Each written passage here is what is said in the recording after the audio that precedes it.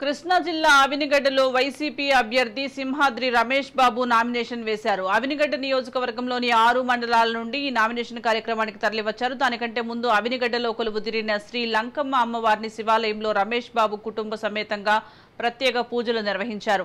అనంతరం పార్టీ కార్యాలయం నుండి డప్పు, తీన్మార్ వాయిద్యాలు, అశేష జనవాహిని నడుమ ప్రచార రథంపై పార్లమెంట్ అభ్యర్థి సింహాద్రి చంద్రశేఖరరావుతో కలిసి అభివాదం చేసుకుంటూ నామినేషన్ కేంద్రానికి తరలి వెళ్లారు.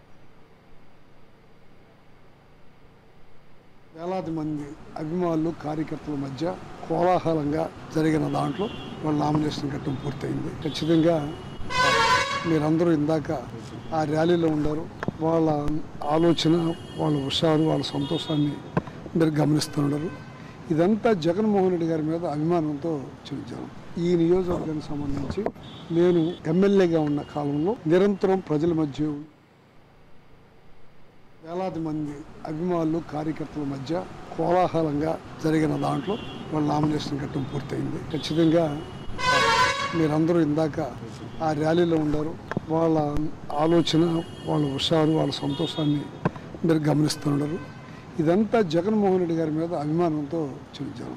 ఈ నియోజకవర్గానికి సంబంధించి నేను ఎమ్మెల్యేగా ఉన్న కాలంలో నిరంతరం ప్రజల మధ్య